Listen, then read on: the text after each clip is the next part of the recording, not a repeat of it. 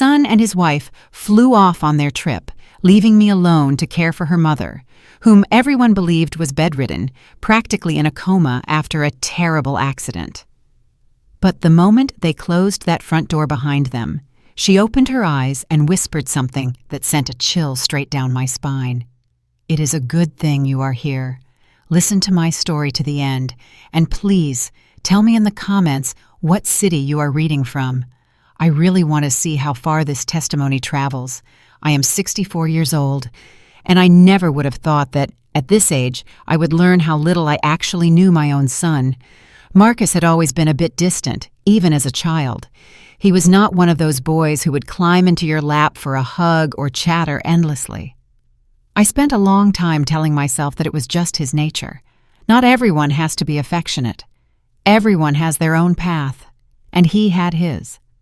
I especially comforted myself with this thought after he married Vanessa 3 years ago.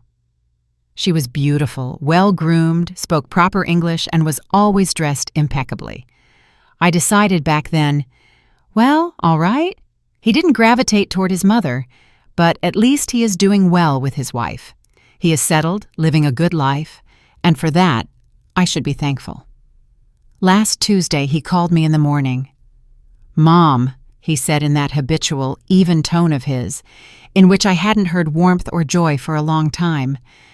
"Vanessa and I need to fly to Miami urgently. Her mom is having a flare-up again. We can't leave her alone." I understood immediately who he was talking about. Ms. Hazel Calloway, Vanessa's mother. For 6 months, she had been lying almost motionless after a car accident with a severe head injury. The doctors said her condition was close to vegetative. In their big house just outside of Atlanta, they had set up a hospital bed in the guest room, complete with an oxygen machine and monitors. The poor woman lay there day and night, hooked up to wires and tubes, and according to everyone, she didn't react to anything. "Of course, son," I heard my own voice say, although something inside me was already shrinking with unease. "How long will you be gone?" 4 days, maybe 5 at the most," he answered after a short pause. "Nurse Brenda will come in the morning at 9 and in the evening at 6 to check her blood pressure, pulse, and IV drip. You just need to be at the house just in case something happens." I should have asked more questions. Why, if Ms. Hazel needed constant care, did they not hire a live-in aide? Why not organize a 24-hour nursing post? But I caught myself thinking something else. My son finally needed me for something. He was calling, asking for help, counting on me. For a mother, you know, sometimes that is more precious than logic, and I just pushed all the alarm bells in my head to the side. On Thursday morning, I arrived at their place with a small overnight bag. The house in the upscale suburb always seemed cold to me, despite the expensive furniture and perfectly curated interior. Everything was too proper, polished and empty, like a picture from a magazine where no one intends to live. Vanessa opened the door, smiling her practiced, neat smile, just enough to be polite, but her eyes remained completely empty. "Loretta, thank you so much," she said, stepping aside. "You are saving us." "Oh, it's nothing," I replied. "We are family." "Mom has been calm lately," Vanessa continued. "The doctors say her condition is stable, but we can't risk it. Leaving her alone is scary." Marcus appeared in the hallway, already wearing a tie, with a suitcase in hand, checking his phone and watch repeatedly. "Our flight is in 3 hours," he informed us dryly. "Nurse Brenda will be here today at 9 in the morning and 6 in the evening. All the medications are labeled and sitting on the kitchen counter on a separate shelf." I followed them into the guest room. There, in the middle of the room, stood the hospital bed. Around it were machines, a quietly beeping monitor, and a stand with an IV drip. Ms. Hazel lay almost motionless, her hands over the blanket, her face pale. She was neatly washed, her silver hair brushed out, no braids, just soft waves on the pillow. On her lips was a neat, light pink lipstick. If I hadn't known what happened to her, I would have thought she was just sleeping soundly. "She hasn't regained consciousness for many months now," Vanessa whispered, standing at the head of the bed. "Sometimes I talk to her, hoping she might hear something. But the doctors say there is likely no consciousness left. There was something in the way she said those words that made me feel uneasy. Her voice was soft and caring, but her gaze was cold and assessing, as if she were looking not at her mother, but at an object. Marcus gave me a quick, somewhat formal peck on the cheek. "We will call in the evening to check in. All emergency numbers are on the fridge," he tossed out. And just a minute later, they were rolling their expensive suitcases across the marble floor of the entryway toward the door. The lock clicked. The door closed quietly, but for some reason, that sound felt very final to me. I stood in the hallway for a little while longer, listening as the house settled down without its owners. The silence was heavy, thick. It was broken only by the rhythmic beep-beep from Ms. Hazel's room. I went back to her, fixed the blanket that had bunched up a little when we leaned over the bed, and ran my palm over her cool forehead, smoothing back her gray hair. And that was when it happened. The moment my fingers touched her forehead, Ms. Hazel's eyes suddenly flew open, sharp, like a person surfacing from deep water. I recoiled, stumbling over the edge of the rug. My heart started beating so hard I could hear it in my ears. Her brown eyes looked at me clearly and meaningfully, with such intensity that it took my breath away. There was absolutely no coma in that gaze. "Thank God," she whispered. Her lips trembled. Her voice was raspy but alive. "I thought they would never leave." She took a breath, blinked, and added a little louder, "I am very glad it is you, Loretta." The blood literally drained from my face. "Miss Hazel, you are awake," I managed to say, feeling my hands shake. She tried to prop herself up, grimacing in pain. "Help me, please. I have been lying motionless for so long. My legs and back feel like they belong to a stranger. Everything aches." I rushed to adjust the pillows, carefully raising the back of the bed. My fingers wouldn't obey, and my thoughts were tangled.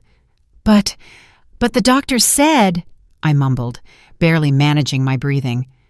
"Marcus, Vanessa, they all said you were in a coma, that there was no consciousness, that you didn't understand anything." Ms. Hazel chuckled quietly. The laugh came out bitter, completely joyless, filled with resentment and fatigue. "Oh, Loretta," she said, looking straight at me, "you don't know the half of it." She squeezed my hand tightly, surprisingly tight for a person who had allegedly been lying flat for 6 months. "They think I am in a coma because it is convenient for them. They need everyone to believe that I am not here, only a body." "I don't understand," I whispered, and sank onto the chair next to the bed. My knees had turned to jelly. "They are just pumping me full of drugs," she said calmly, almost dryly. "Every day, sometimes twice a day, Vanessa gives me injections that knock me out so I can't move or open my eyes." She smiled crookedly. "She tells everyone it is the neurologist's orders, that otherwise I get restless and twitchy, but in reality, they are completely different drugs." My head started spinning. The room seemed to sway. "That can't be," I squeezed out. "Why? Why would they do that?" Ms. Hazel looked at me with a long, heavy gaze. "Because they are stealing everything I have," she answered quietly, "and they need me unable to stop them." "What do you mean stealing?" I asked, feeling my throat go dry. "My bank accounts, my savings, my investments, the house down in Savannah," she listed, not looking away. "They forged my signature. They are drawing up powers of attorney as if I gave them the right to manage my property myself while I lie unconscious."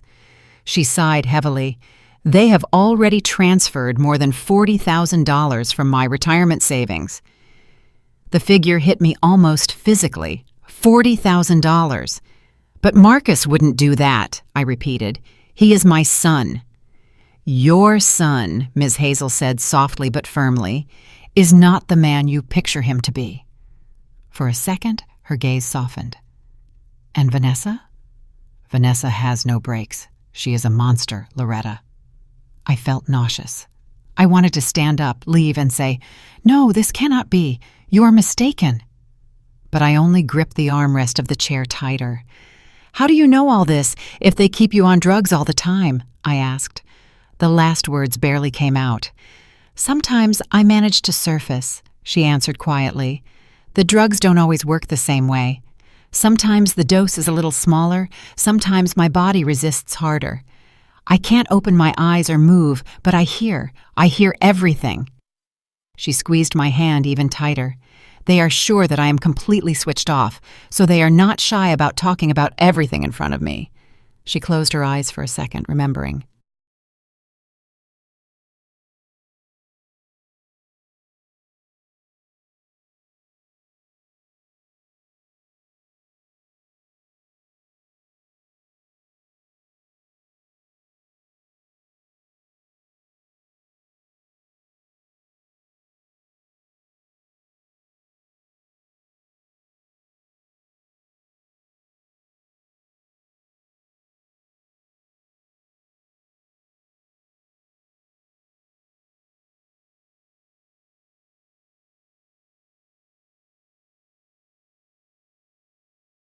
"Last week," continued Ms. Hazel, "I heard Vanessa talking on the phone.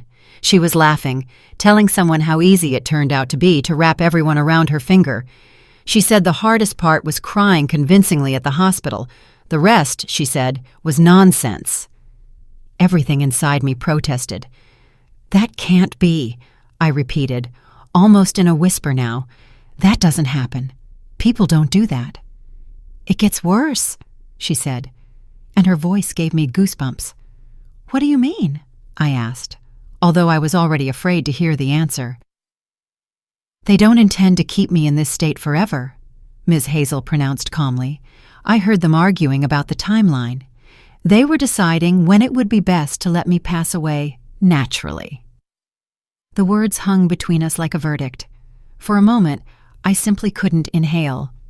"They want you to die," I finally exhaled. My tongue barely managed to pronounce it out loud. Ms. Hazel nodded slowly. "Yes," she said. "And Loretta?" She looked at me in a way that made everything inside me drop. "I think you might be in danger too." The silence after those words became deafening. I sat next to her bed, as if chained to the chair, and only one thing was buzzing in my head. My own son and his wife were not just shameless people. They were ready to go all the way. And now they had dragged me into this story. "What do you mean I might be in danger too?" I asked, barely moving my lips. My voice really did break into a whisper. Ms. Hazel tried to lift herself higher. I immediately placed a pillow behind her, helping her sit more comfortably. My hands were shaking, and I didn't know from what more, fear or shock. "You are here as their witness, Loretta," she said quietly, but very clearly. "The kind grandmother who, out of love for her son, cares for her daughter-in-law's poor unconscious mother." She paused and added, "When something happens to me, you are the one who will have to tell everyone that I never showed signs of consciousness, that everything was calm, that they did everything they could." It felt like I had been hit with something heavy. The words got stuck in my throat. "So, they want to use me and you. We are both props to them," she answered calmly. "You are the living alibi. I am the body through which they are funneling money." She looked away for a second, and I saw a flash of fatigue, not just from illness, but from the years lived, from betrayals. "But you," she looked at me again, "still have a chance to leave. Say that you feel sick, that you can't stay, call them another aide and go home. Close your eyes, pretend you don't know anything." I stood up and walked to the window. Outside was a normal suburban neighborhood. Neat houses, clean paths, children on bicycles, a woman with a stroller, someone walking a dog. Such a picture of normal life that it made everything even scarier. Everything was too mundane for the horror that was happening inside this house. I stood looking at this fancy facade of someone else's prosperous life and understood. Even if I left, I could no longer pretend I hadn't heard anything. "Tell me everything," I said without turning around. "From the very beginning." I went back to the bed, sat down, and took her hand. She took a deep breath, gathering her strength. "The accident was real," began Ms. Hazel. "I really didn't remember anything back then. I lay unconscious in the hospital for a week. The doctors said rehabilitation and treatment were needed. There was a chance to recover." She chuckled crookedly. "And that is when Vanessa started caring." "What did she do?" I asked. "She started convincing the doctors that I was worse than I actually was," answered Ms. Hazel. "She said that I was allegedly behaving aggressively, didn't recognize her, screamed when anyone approached me. She said exactly that. Mom is scaring the staff. She is dangerous to herself and others." "But you didn't do that?" I still hoped to hear at least something mitigating. "Not once," she said firmly. "Yes, I was confused at first. I would wake up and not understand where I was. But I didn't hit anyone, didn't throw myself at anyone, didn't scream. That is all her performance." She paused and added, "Vanessa was present at every doctor's appointment. Tears, stories about her poor mommy suffering, and she kept pushing the same thought, that it would be better to take me home for palliative care so I could live out my days calmly among family, not in a hospital." "And the doctors believed her?" I asked. "Why wouldn't they?" She smiled tiredly. In front of them was a loving daughter, exhausted, tired, always nearby, bringing care packages, sitting by the bed. Next to her was a son-in-law who supported her, paid for everything, said the right words. "Marcus," escaped my lips. "He knew all this." Ms. Hazel's face darkened. "He knew," she answered harshly. "More than that, he invented the scheme with the money. Vanessa is the hands, the injections, the tears in front of the doctors, but he is the head. It was Marcus who suggested forging signatures and drawing up powers of attorney while I am considered incapacitated." My stomach clenched. I remembered his expensive car, the renovations in this house, the stories about consultations and projects he participates in. "How long have they been doing this to you?" I stumbled. "Drugging you." "About 3 months," she answered. "At first they were weak sedatives. The doctor prescribed light sedatives, and in a fairly small dose, but Vanessa kept pushing. Mom is aggressive, insomnia, delirious. Every time at the appointment, she described how I was allegedly getting worse and worse." Ms. Hazel closed her eyes, remembering. "Eventually, the doctor started prescribing stronger drugs, and at home, Vanessa started giving separate injections, not just the prescribed ones." "What do you mean separate?" I didn't understand. "She showed the doctor the vials," she explained. "Yes, the very ones that were actually prescribed to her. But besides that, she had some of her own medicines. She didn't get them through the pharmacy, that's for sure." Her voice became hard. "I heard her discussing shipments on the phone." "Where does she even have connections for such drugs?" I blurted out.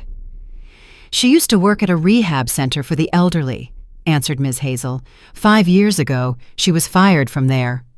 She chuckled joylessly. "Marcus told everyone it was some injustice, a conflict with management. But then I learned from a mutual acquaintance that there were questions regarding medications. Some investigation was going on. They couldn't prove anything, so they hushed the case up and quietly asked her to leave." I gripped the edge of the chair even tighter. "So," I said slowly, "it's possible she has done this before." "I am certain," nodded Ms. Hazel, "and I think that is exactly how they met, through these stories. Not in some cute coffee shop like they tell everyone, but somewhere at the intersection of her work with difficult patients and his craving for easy money." She looked at me intently.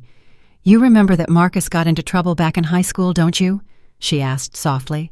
I remembered. I remembered how he sold fake notes and passes to upperclassmen, how he was suspended from classes for 2 weeks, and how I sat in the principal's office justifying him, convincing myself that it was teenage stupidity, not his character. "I thought he outgrew all that," I said quietly. "He didn't outgrow anything, Loretta," she answered calmly. "He just learned to hide it more neatly." She fell silent for a second, then added, "And there is something else. It is not just about the money anymore. They get pleasure from what they do." "How is that? I don't understand." "When they think I am switched off," explained Ms. Hazel, They sometimes talk to me, or rather, over me." She swallowed. Vanessa leans in, whispers nasty things in my ear. How no one needs me, how no one will miss me when I finally go. She says, I am dead weight and a burden. My fists clenched. "And Marcus," she continued, "talks about what they will buy with my money, what countries they will fly to, where they will vacation, what cars they will get, how good it will be when all this is finally over." She shifted her gaze to the ceiling. "They turned my life, my pain, into entertainment and a source of income." I felt a wave of anger rise in me, so pure and hot that I was scared of its power myself. "And that is not all," she said quietly. "Last week I heard them discussing a cruise." "What cruise?" I asked. "They have already booked themselves a month-long trip around the Mediterranean Sea with my money," she answered. "About $5,000 just for that one vacation. Can you imagine?" The corner of her lip twitched. "They said it would be very convenient to finish all business before New Year's and then leave to heal their emotional wounds." I felt sick. "How do you know such details?" "Loretta," she smiled tiredly, "when you think a vegetable is lying next to you, you stop watching what you say. They give everything away themselves." I swallowed. "And what is their plan?" "Step by step." Ms. Hazel took a deep breath, as if preparing to dive. "After they return from Miami," she began, "Vanessa intends to gradually document a deterioration." She counted on her fingers. "She will start complaining to the nurse that my breathing is heavy, my skin color is strange, that my heart seems to be acting up. She will call the doctor, that Dr. Evans, and complain that my condition is worsening. And at the same time, she will be increasing the doses herself," I guessed. "Exactly," she nodded, "so that my real vitals match her descriptions. Shortness of breath will appear, a drop in blood pressure, heart problems, signs that the body is giving up." She spoke in an almost calm, clinical tone, although she was talking about her own death. "For everyone, it will look like the natural outcome of a severe injury. Like the heart couldn't take it, the body got tired of fighting." "How much time do they plan for this to take?" I asked, not believing I was asking such questions. "About 10 days, she answered. "I heard these timelines, long enough for everything to seem plausible, and fast enough so no unnecessary questions arise." She shifted her gaze to me. "They want me dead before New Year's." Calendar dates swam before my eyes. Less than 3 weeks remained until the holidays. "And then?" I asked. "What happens after they remove you?" "After," she finished calmly for me, "Vanessa will officially inherit everything. The house in Savannah, the money in the accounts, the insurance payout. They have already studied all the laws to bypass any difficulties." She chuckled slightly. "They even picked out a plot at the cemetery, the cheapest one. I see no point in spending money on a dead person," Vanessa said on the phone. I shuddered. "We have to call the police," I exhaled. "Right now we need to tell them everything." Ms. Hazel shook her head. "And what will you tell them?" she asked calmly. "That a bedridden woman suddenly woke up and told a scary story? That nice, caring children are actually criminals?" She glanced at the IV drip. "The documents are clean. The fake signatures look official. My mental problems and aggression are written in the charts. Vanessa ensured in advance that I was recorded as a person with early-onset dementia." "How did she ensure that?" I asked. "She simply described made-up symptoms," she answered. "The doctors saw a tired daughter enduring her mother's tantrums and drew conclusions. In the end, on paper, I am already a half-crazy old woman who doesn't understand what is happening." "How much time do we have?" I asked, and for the first time said we, not you. "Because of what I heard," she answered. "They intended to start the final stage immediately after returning from Miami. These 4 or 5 days were needed for them to create a pretty picture. Here is Mom at home, a loving family nearby, and a caring grandmother helping to care for her." She looked at me, and in her gaze was not only despair, but a strange firmness. "That is why you are here, Loretta," she added quietly. "They need the perfect witness." It was like I had been shocked with electricity. "What do you mean?" I whispered. They asked you to come not because they need help, but so you would cover for them. Who better to confirm that they fought for poor Hazel's life to the very end than Marcus's own mother, she said. A kind, simple woman who gladly dropped everything and came to care for someone else's mother-in-law. Something inside me finally broke. All of Marcus's calls over the last months, "Mom, how are you feeling? Do you have everything you need?" surfaced in my head completely differently, not as care, but as control. "So all this time," I whispered, "he wasn't getting closer to me. He was checking how convenient I was." "And how much you suspect nothing," nodded Ms. Hazel. "Forgive me, Loretta, but he manipulated you just like everyone else." The last hope I was still holding on to collapsed completely. Marcus didn't need me, didn't love me. He simply used me as a convenient tool. "What should we do?" I asked, and my voice broke. Ms. Hazel took my hand again, this time tighter, with some unexpected strength. A spark flared in her eyes that hadn't been there before.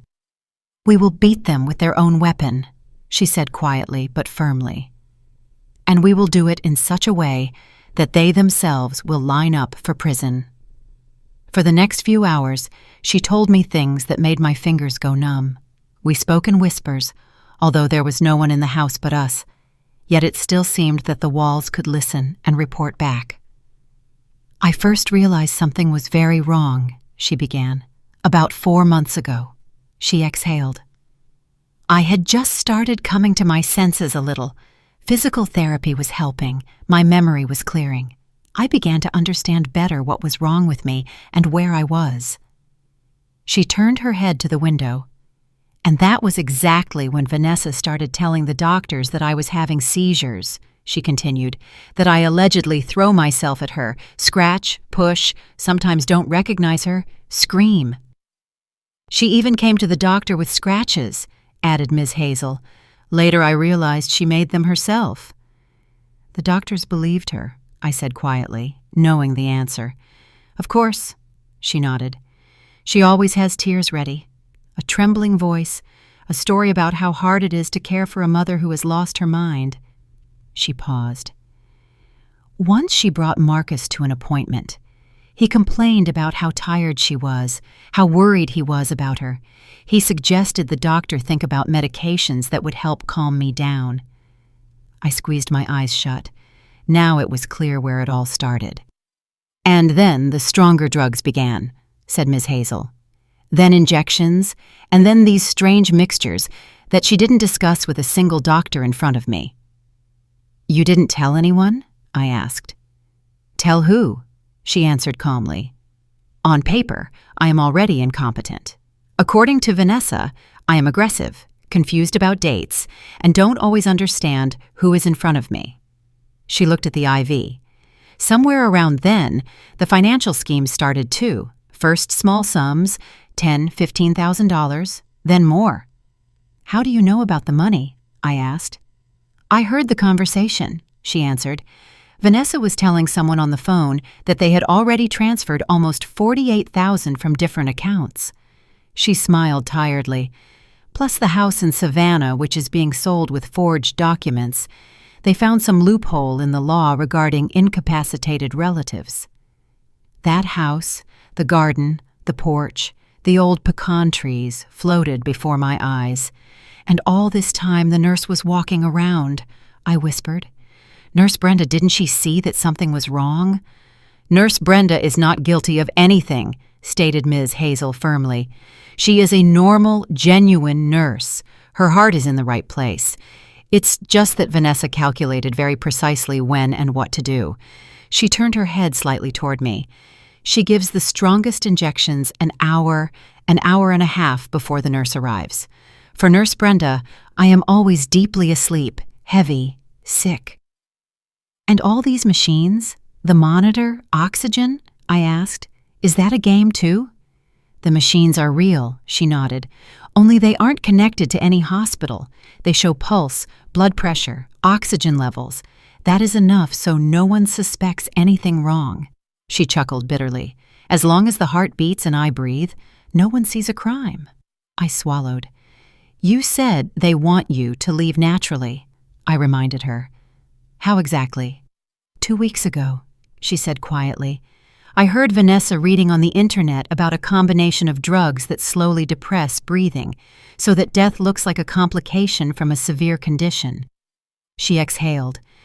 She even discussed doses and said it would be most convenient if it happened at night while everyone is asleep. I broke into a cold sweat. But you heard all this. That should be enough for you and me. Yes, she agreed. For a detective, no. She looked at me again with a steady gaze. Therefore, Loretta, I need your help. You are the only person who has seen me conscious. What do you want me to do? I asked. She thought for a moment, then said, We need to gather evidence. Real evidence. Not conversations, but papers, recordings, their plans, things that cannot be written off as a crazy old woman and a frightened grandmother. How? They hide everything. I was bewildered. They don't hide it as well as they think, she answered calmly. They have one huge mistake. They trust you completely. I shuddered. Marcus is sure that his mom is simple, naive, continued Ms. Hazel, that you will never guess anything. That is why he isn't afraid to leave you alone in the house. For him, you are the perfect witness, but in no way a danger. She smiled slightly, and in that smile, for the first time in all this, there was not only despair, but anger and strength. So we will use that, she said. While they are gone, you can calmly look into the closets, the documents, their drawers. I will tell you where to look. And if they realize you were conscious? I asked. Miss Hazel held my gaze, and that same hard spark flared in it. Then, Loretta, she uttered quietly, we will put on a show for them, like they have never seen in their lives. The next 2 days flew by like one blurred frame. Ms. Hazel and I worked almost like investigators. Only instead of a uniform, I wore a simple house sweater, and instead of protocols, we had my phone with a camera. We had to adjust to the schedule. Nurse Brenda came morning and evening, and at that time Ms. Hazel turned back into a vegetable, closed her eyes, lay motionless, breathing evenly. I was the exemplary relative sitting nearby, asking the right questions. On Friday morning at 9, Nurse Brenda came in quietly as always, said hello, washed her hands, and started measuring blood pressure, pulse, and checking the monitor. Breathing is even today, she said, looking at the readings. How was the night? Calm, I answered, feeling sick inside from this lie. No groans, no movements. Everything was smooth. She nodded, made a note in the papers. In her eyes was that attention found in people who seriously love their work and the people they care for. You are doing a great job agreeing to help them, she said quietly. It is hard. I only smiled tightly. If only she knew what I had been dragged into. As soon as the door closed behind her, Miss Hazel and I switched to whispers again. Loretta, listen carefully now, she said. Let's start with Marcus's office. Top drawer in his desk. On the right, a folder with taxes, and behind it, what we need. Marcus's office was just as cold and neat as the rest of the house. The desk drawers were in perfect order, neat folders with labels. I found the one she spoke of. Behind a stack of tax documents lay a hidden folder. Inside were powers of attorney, applications, bank papers. Her name was everywhere, her signature everywhere. I looked at these signatures and felt something heavy settle in my chest. I brought several sheets to Miss Hazel. Do you have your real signature somewhere? I asked. In a jewelry box in the closet, she answered without hesitation. There are old cards, letters. I found a Christmas card from 3 years ago, neat text. At the bottom was her light, confident signature. I placed it next to the documents. Even to a person far from expertise, it was visible. The letters were similar, but the hand was different. Too old, uncertain, and in places, conversely, suspiciously even, like someone who had practiced the same flourish for a long time. They practiced, Miss Hazel said quietly. I once caught Vanessa with sheets where my autograph was written 10 times in a row. I asked what it was. She said she was helping me with thank you cards. I believed her then. I took out my phone and photographed everything. The fake powers of attorney, the consent to manage her accounts, the page with the real signature on the card. "Next," I said. "What else do we need to find?" "In their bedroom, in the closet up top," she responded. "A shoebox. Papers on medications should be there." In the bedroom, everything was ridiculously exhibition-like. White bedding, pillows in a line, expensive bottles on the vanity. On the top shelf of the closet, I felt a cardboard box. Inside were invoices, packing slips, printouts of orders. I returned to Ms. Hazel's room with the box and started laying everything out on the bed. "Is this what you were talking about?" I asked. "Look closely," she said. "It's not just pharmacies." And true enough, part of the documents were regular receipts from pharmacies, but among them were printouts from internet orders for some sedatives with strange names, made out to different last names. "She orders medicine online using fake accounts," said Ms. Hazel, "sometimes to her maiden name, sometimes to strangers." I began reading the delivery addresses. P.O. boxes, strangers' apartments where apparently no one really checks packages, even her old address in Savannah. "How much money did she spend on this?" I muttered. We sat down to count the receipts. It came out to more than $600 just for the last 4 months, and all payments from my accounts, Ms. Hazel stated calmly. The bank statements would show where the money came from. I photographed every page, every receipt, every form, but I found the scariest thing not in the box. In their bedroom, behind books on a shelf, lay a thin notebook in a thick black cover. Not in plain sight, but not hidden too deeply either, so it was easy to grab, but wouldn't catch a stranger's eye. I brought it to Ms. Hazel. "She keeps a diary?" I asked. "More like an observation log," she answered. "Open it." On the very first page, in neat, even handwriting was written, "Observation, patient HC. Goal, control condition, and medication." Then came dates and entries. I opened it roughly in the middle and began reading aloud. October 15th, increased morning dose to 4 ml. Subject was unconscious for 19 hours. Breathing stable, pulse 58. Need to adjust so readings don't arouse suspicion in nurse. The word subject hit like a slap in the face. "I am not a human to her," Ms. Hazel said quietly. "Just a subject." I turned the page. October 22nd. Subject showed signs of wakefulness after approx 16 hours. Quiet sounds when changing position. Immediately administered additional dose. Note: increased standard dose to eliminate breakthrough consciousness. I felt my fingers go cold. "She is just experimenting on you like a lab rat," I whispered. "Read further," Ms. Hazel said with just her lips. I flipped through a few more pages. October 28th. Discussed timeline with M. Agreed that final stage will begin after trip to Miami. Starting November 1st, we'll document deterioration. Planning 10 to 12 days until total respiratory failure. M thinking about cruise in December. Suggested upgrading to suite using acquired funds. My eyes stung, not from tears, but from rage. "They cheerfully write down their plans," I said hoarsely. The last entry was from November 2nd. Nov Chapter 2, L. Perfect witness for final days. Her testimony regarding peaceful passing will be key for insurance. M says his mother is easy to direct. She has always been convenient. L won't suspect a thing. I closed the notebook because my hand jerked on its own. "To them we aren't even people," I said. "You are subject. I am the letter L, because it's easier that way not to feel guilty," answered Ms. Hazel quietly.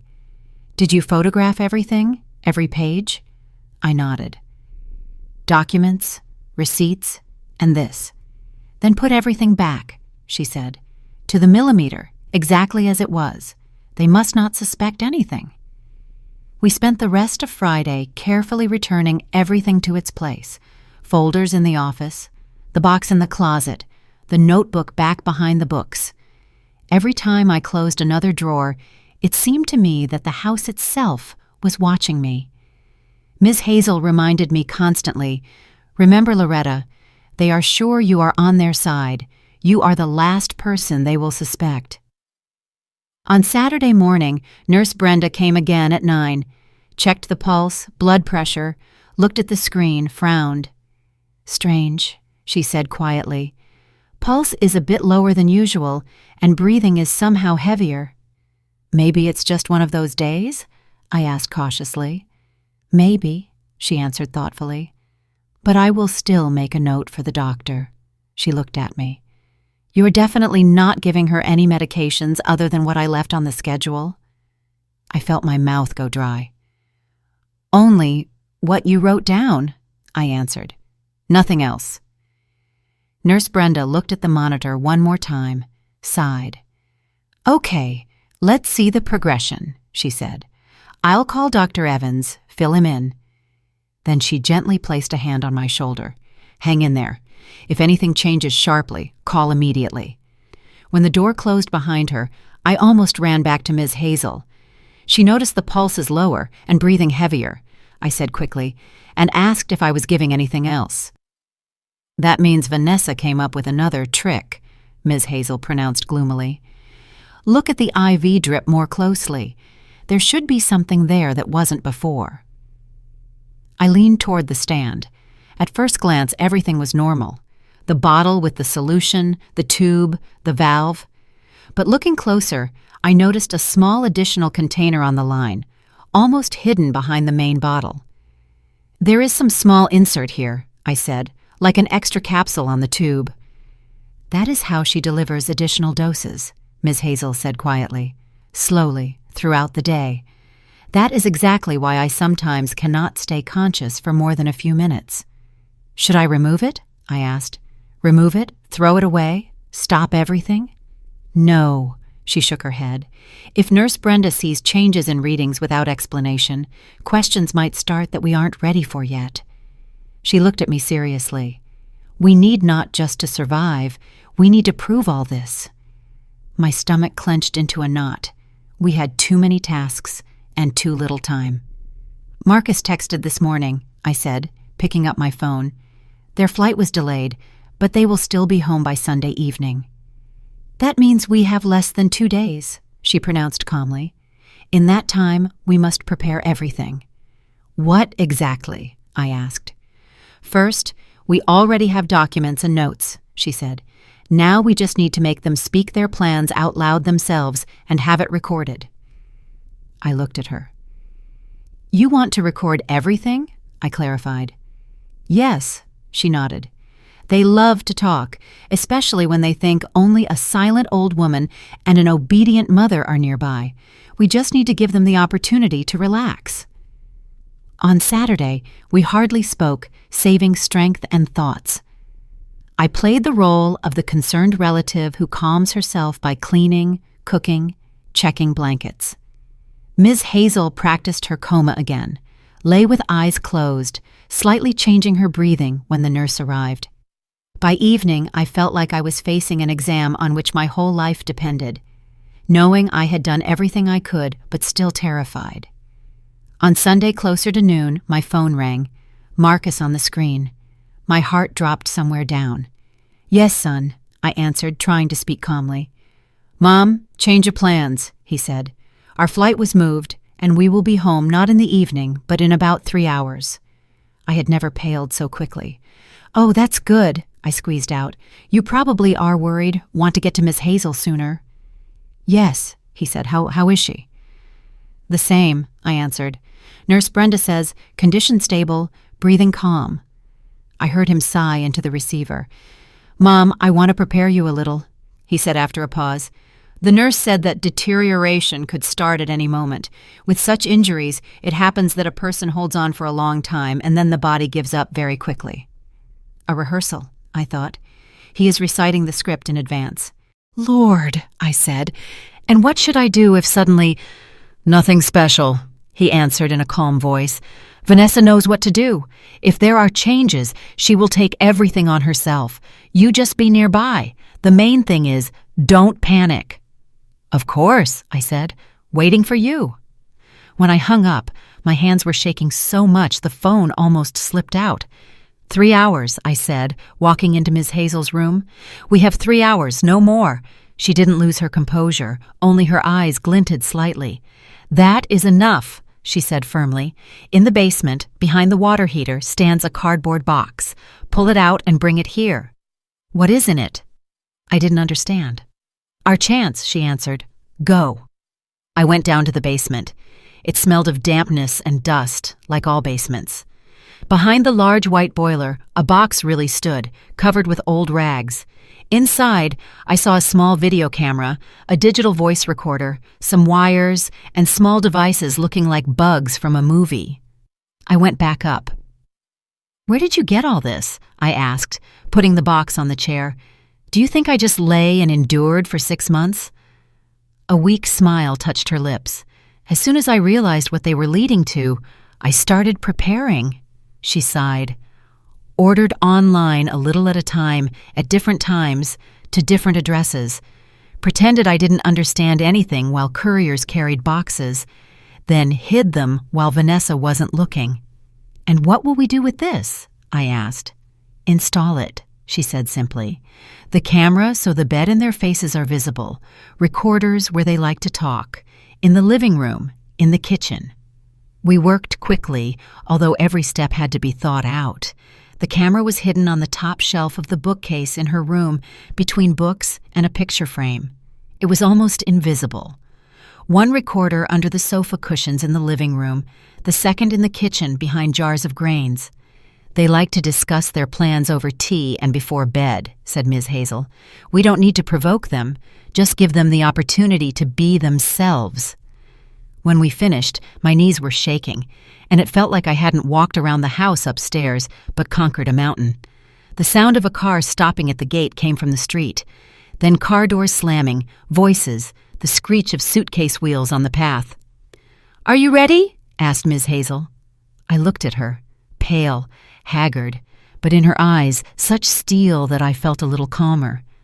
"Ready," I said. She squeezed my hand and then simply closed her eyes.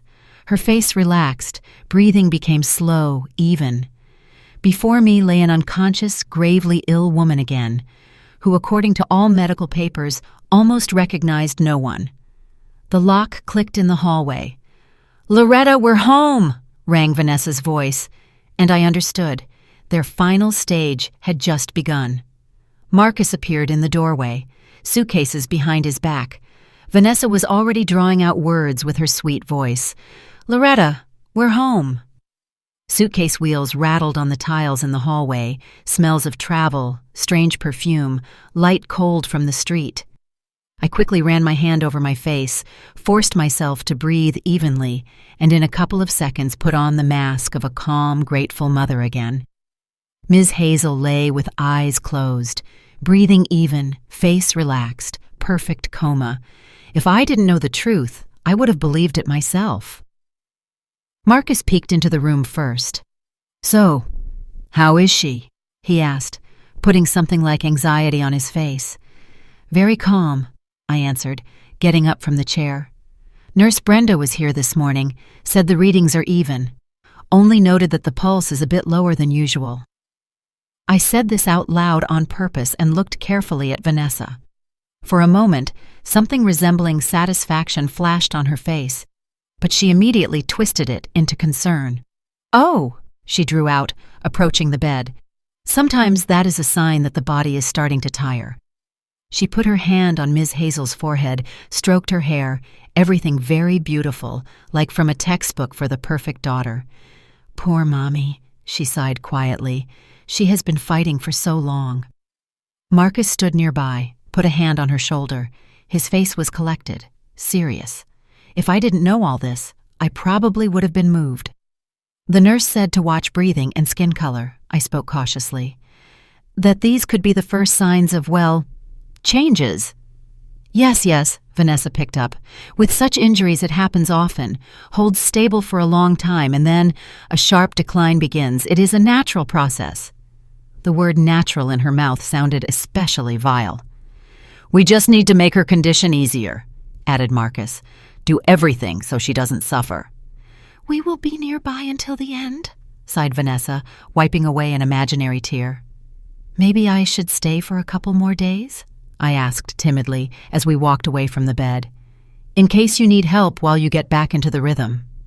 "Mom, oh come on," Marcus said immediately. "You have done so much already. You need to rest. We will manage ourselves." And suddenly, Vanessa seemed to change her mind. "I think Loretta should stay at least for this night," she said softly but firmly. "After all, after the trip, while we get into the mode, extra hands won't hurt, and it is good when the family is together in such moments." Marcus threw a surprised look at her. This clearly wasn't part of their original plan.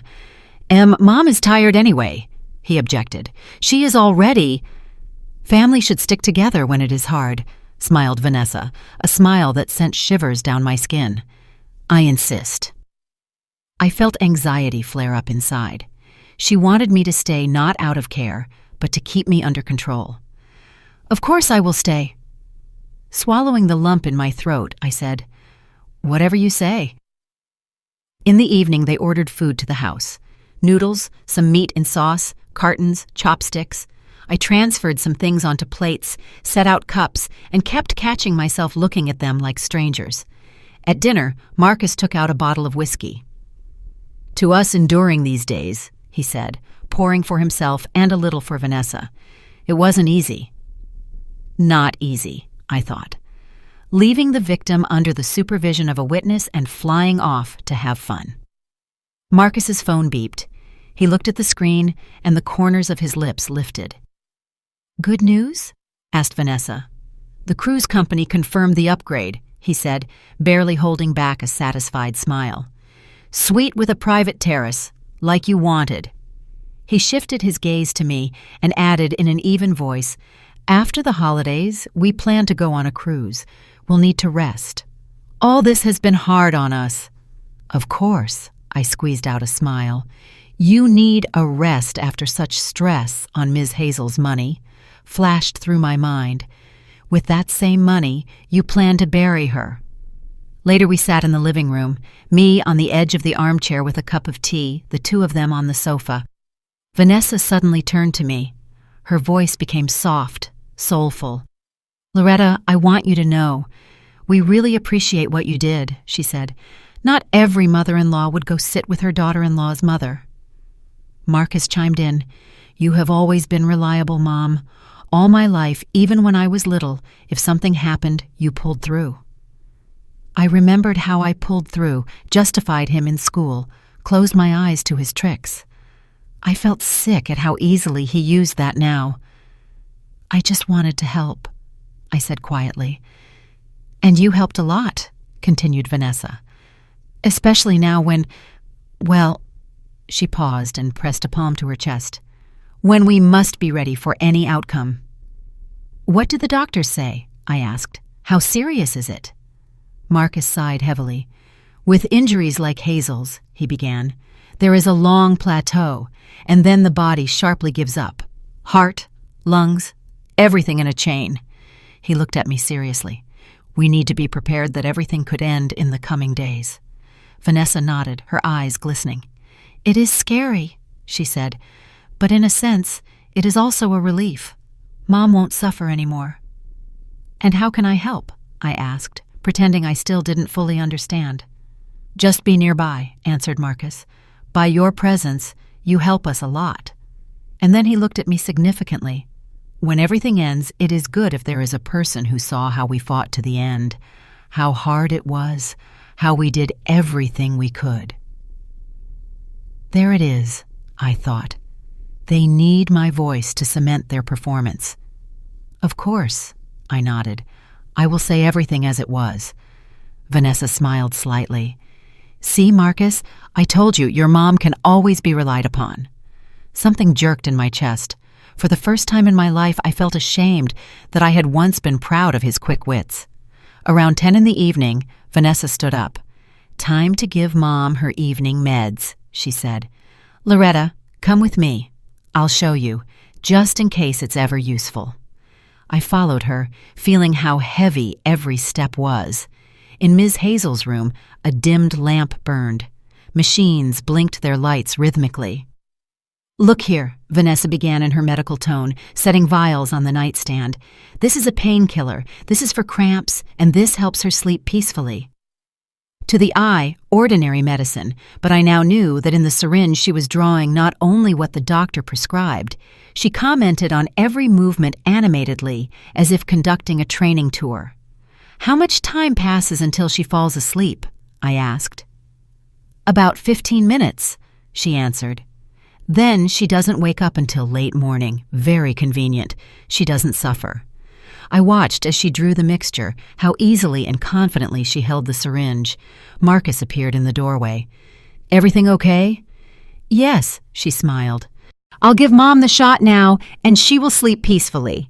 She injected the drug into the port on the tube, put the used syringe in the medical waste container, solicitously fixed the blanket. "Sleep tight, Mommy," she whispered, stroking her hand. I knew that at this minute, Ms. Hazel was fighting with all her might against what had been poured into her, trying not to go completely into the darkness. We had agreed in advance that she would withstand this injection. We needed one more day to gather everything required. "Well," said Vanessa, turning to me, "now we can rest too." We went out into the hallway. In the living room, Marcus poured himself another small glass, took a couple of sips. "I'm tired," Vanessa stretched. "I'll go lie down early." "Loretta, everything is prepared in the guest room." "Thank you," I nodded. "I'll go too now." But Marcus suddenly put the glass on the table, a bit sharper than necessary, and said, "Wait, I think we need to discuss something first." His tone was different. Not filial, not tired, cold, businesslike. Vanessa stopped and returned to the room, stood next to him. They suddenly ceased to be a poor, exhausted couple and turned into people who had come to negotiations.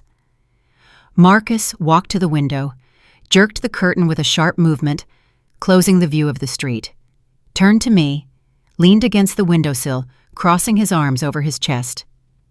"Mom," he said, looking straight at me, "we need you to understand the situation correctly." "What situation?" I asked, although I understood perfectly what would be discussed. The words barely escaped anyway. Vanessa stood slightly behind him. Not a trace of the former softness remained on her face. "The situation with Mom's condition," Marcus continued calmly, "and your role in what will happen in the coming days."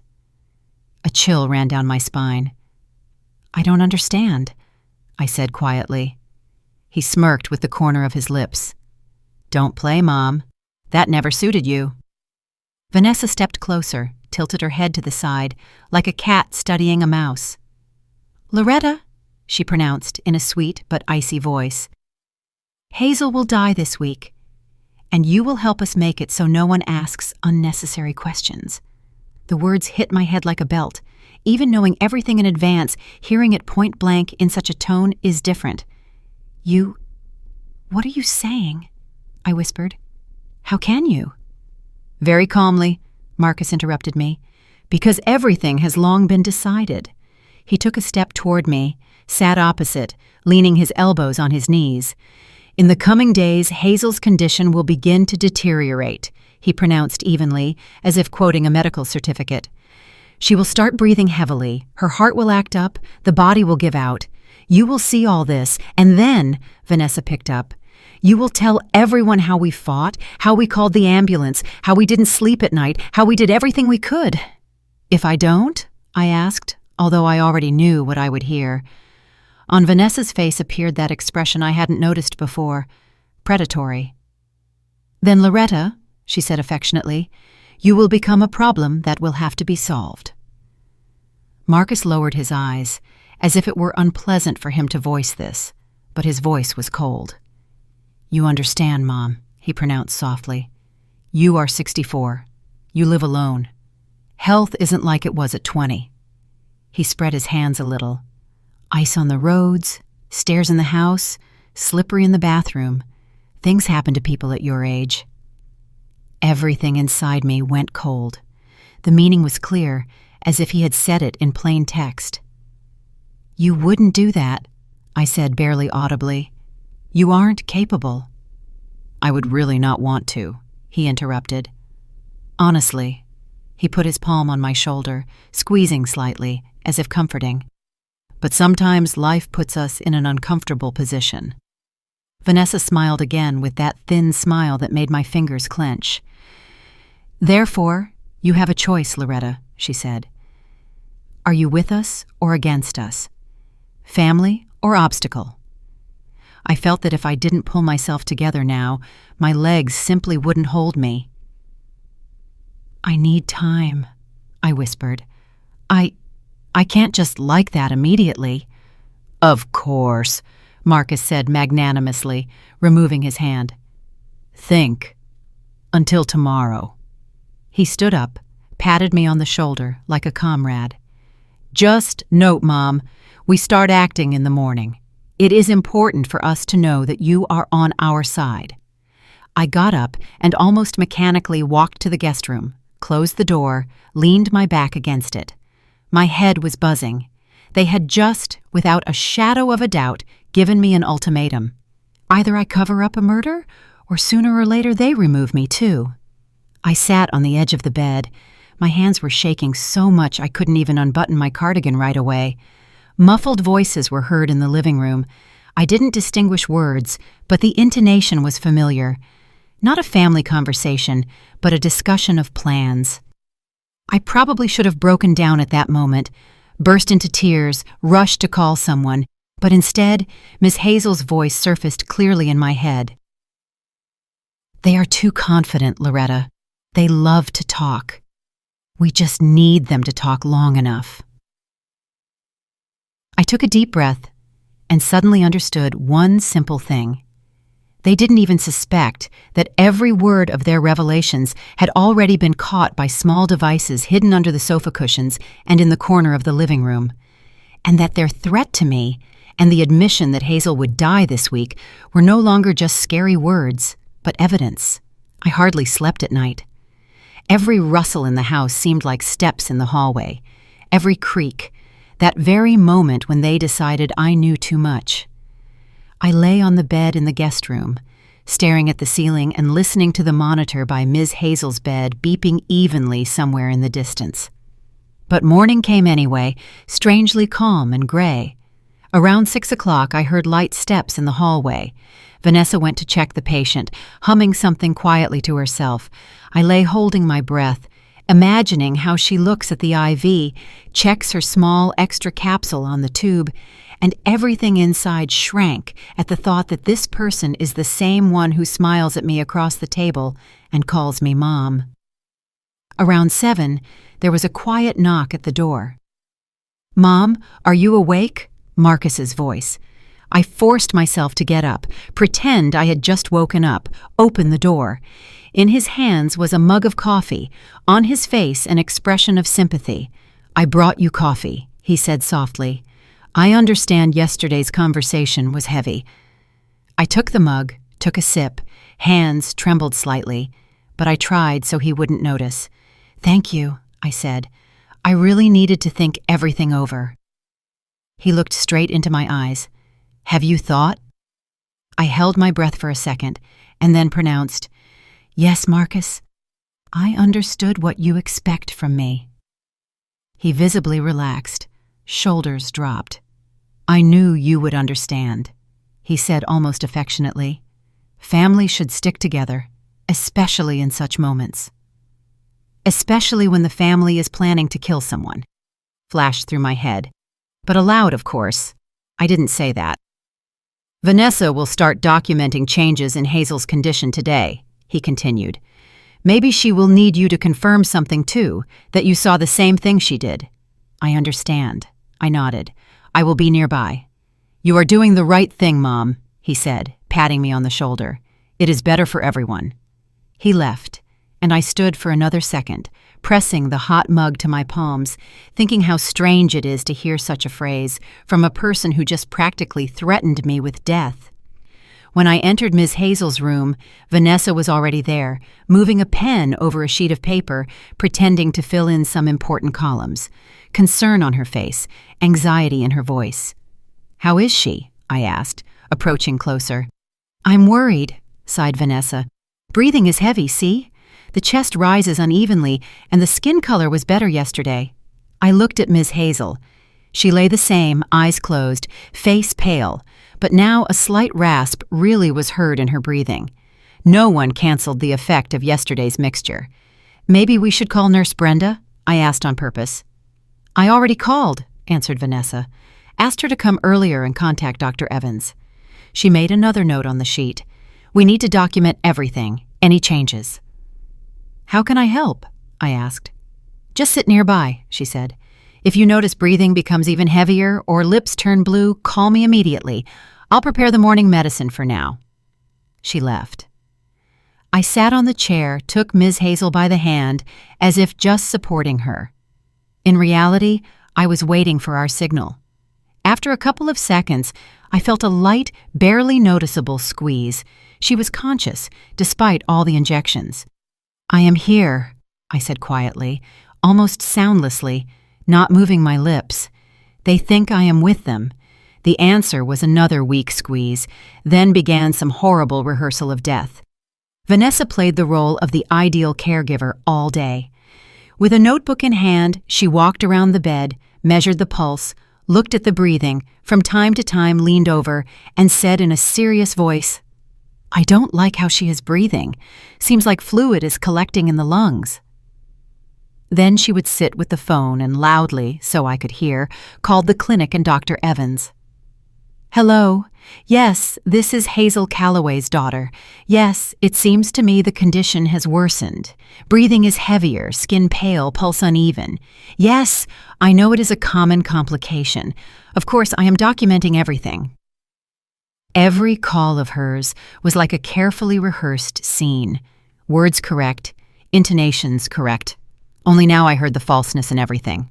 Marcus didn't lag behind either. He would come into our room, sigh by the bed, stroke Vanessa's mother on the shoulder, then go into the living room and start calling relatives. "We are doing everything we can," he said into the receiver. "Doctors warned that this could happen. Just need to be ready."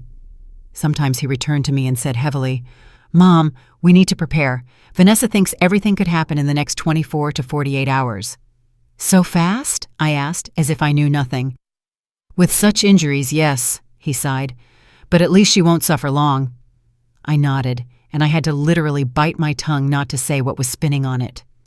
Nurse Brenda came in the afternoon closer to 2, took off her jacket, washed her hands as always, and immediately approached the bed.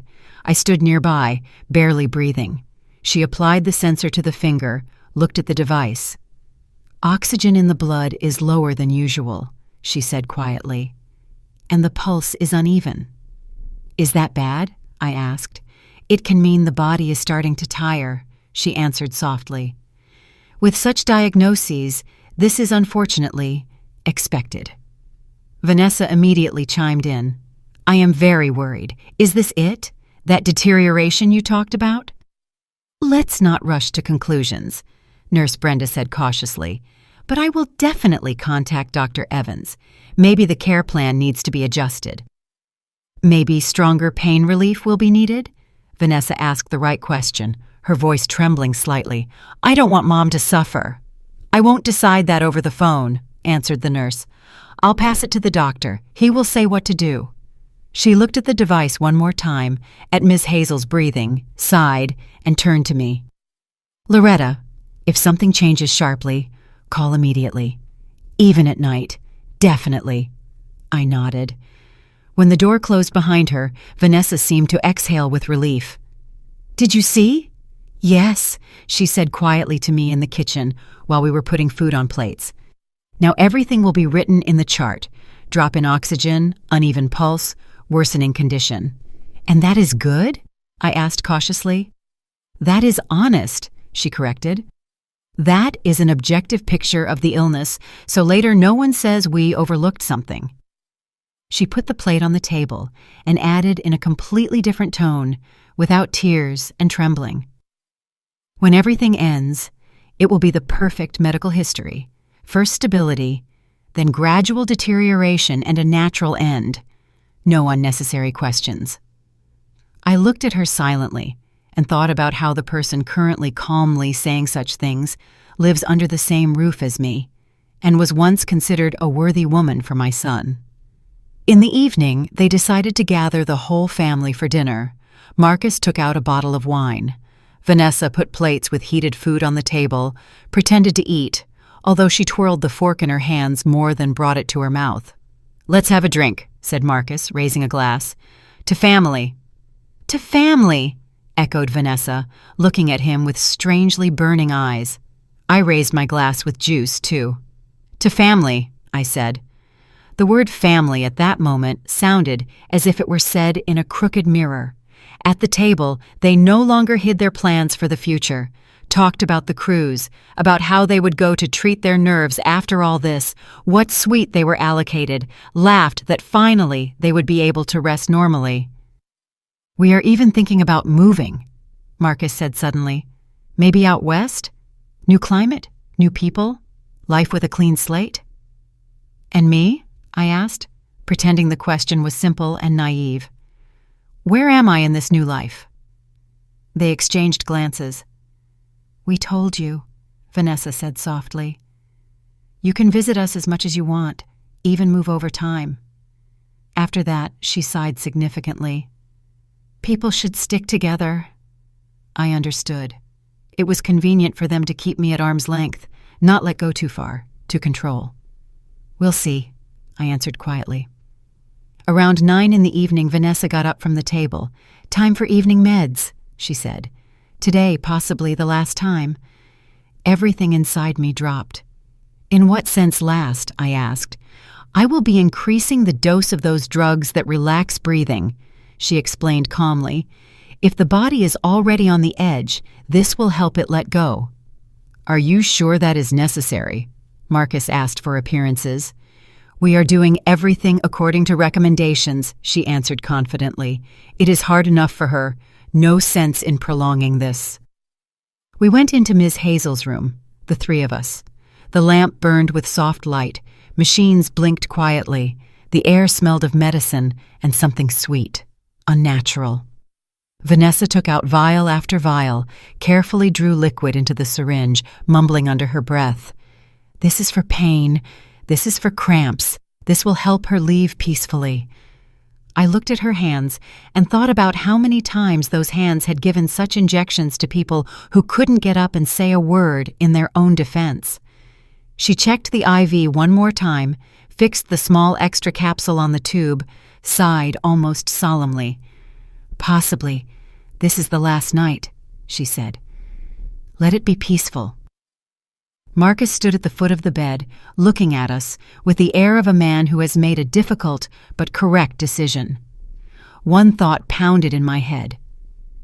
If we don't do what we agreed on now, there might not be a second attempt. Vanessa had already raised her hand with the syringe to the port on the tube, and at that moment, I suddenly stepped closer to the bed. "Wait," I said. "Can I say goodbye first?"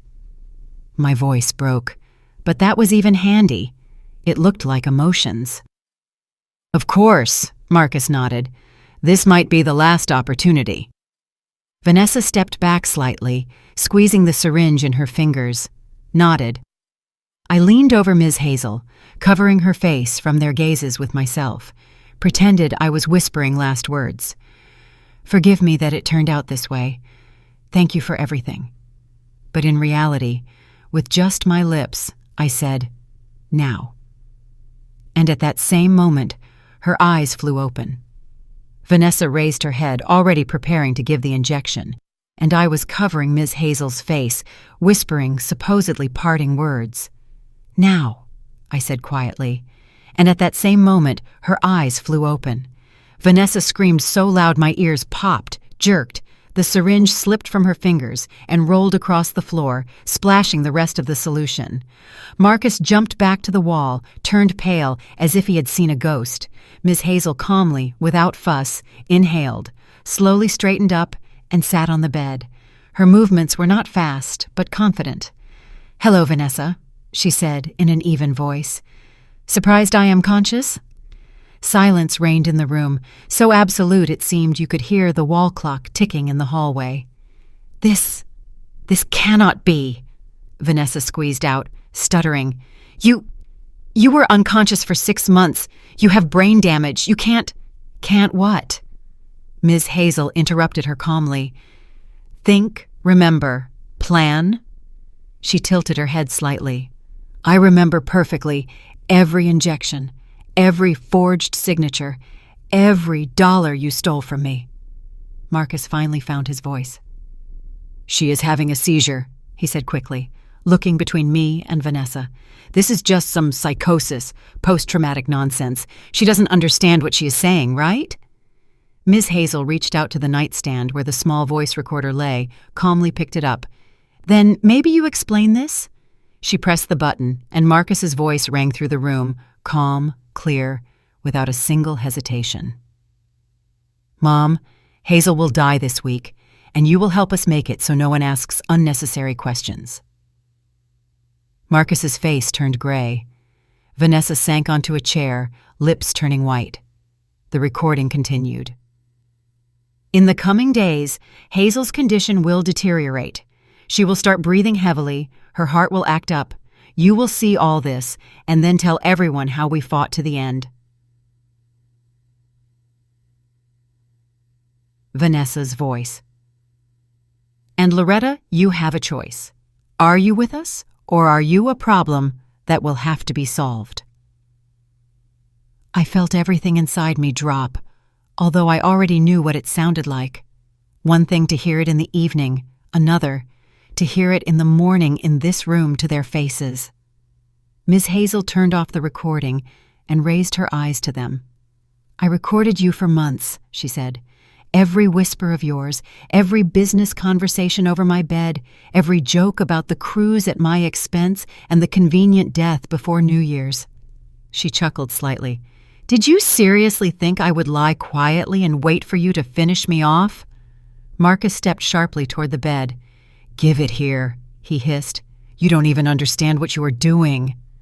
Ms. Hazel raised a palm, stopping him. I wouldn't advise it, she pronounced calmly. This recorder is only a copy. All recordings are already with the detective at the Economic Crimes Unit and the District Attorney's Office. The house has been under surveillance since yesterday. She looked toward the window. I think you will hear everything yourselves soon. And as if on command, the sound of car doors opening sharply came from the street. Slams, heavy steps on gravel. A couple of seconds later, a loud knock and shout rang out in the hallway. Police! Open the door! Vanessa jerked up from her seat. Did you call them? She hissed. You set everything up. I didn't set anything up, Ms. Hazel objected softly. I just gave you enough time so you would confess to everything yourselves. The door slammed so hard the walls shook. Rapid steps were heard in the hallway. Someone introduced themselves loudly. Detective so-and-so, Major Crimes. Everyone stay where you are. 3 people burst into our room almost immediately. 2 in vests, 1 in plain clothes with a folder in his hands. The first one, seeing the syringe on the floor and me standing by the bed, raised a hand. Nobody move. This is a mistake, Vanessa blurted out immediately, jumping up. I am a nurse. I am caring for my mother. They understood everything wrong. Is that so? Answered the man with the folder calmly. Vanessa Mercer? Marcus Vance? Yes, Marcus answered hoarsely. You are detained on suspicion of fraud, forgery of documents, theft of funds on an especially large scale, and conspiracy to commit murder, the detective spoke clearly. Your rights will be read to you at the station, but right now, the main thing, hands where I can see them. Marcus tried to smile. Wait, let's talk calmly. This is some monstrous mistake. My wife cares for her mother, and He threw a glance at me. My mom is elderly. She understood everything wrong. We understood everything right, Ms. Hazel intervened. Her voice was patient, almost tired. Do you have the recordings, Detective? We do, he nodded. From the recorder, from the surveillance cameras. I turned sharply to him. You already listened? Enough to come here not just for a chat, he said calmly. We'll sort out the rest by protocol. Behind his back, one of the officers was already putting handcuffs on Marcus. He jerked, tried to say something, but just clenched his teeth. The second approached Vanessa. Hands, please, he said dryly. "You don't understand," she was gasping. "This is my mother. She is sick. She has an injury. Everything she says is delirium." "Delirium is your entries in the notebook," the detective cut her off. "And we heard your phone conversations too." Vanessa fell silent, her lips trembling. Marcus suddenly turned to me, already in handcuffs, and looked as if he saw me for the first time. "Mom," he said hollowly. "How could you? It's me, your son." I looked at him and understood that before me stood a person with whom I share blood, but there is nothing kindred in him anymore. "My son," I said quietly, "died a long time ago." I swallowed and added, "Only a man who is ready to kill for money remains." He looked away. Vanessa suddenly broke into a scream. "This is all you!" She shot a furious look in our direction. "You two old hags ruined everything. You would have had nothing without us. You ungrateful—" "Careful," the officer reminded her, holding her by the elbow. "Everything you say can be used in the case." They let her out first. She was still shouting something, name-calling, but the words were already floating away somewhere far, as if I were listening through glass. Then they led Marcus. He looked back one more time, already in the doorway, but I didn't approach and didn't say anything. I had nothing to answer him with. When the door closed behind them and the steps quieted down, a strange silence reigned in the house. Only somewhere in the hallway someone was talking in an undertone.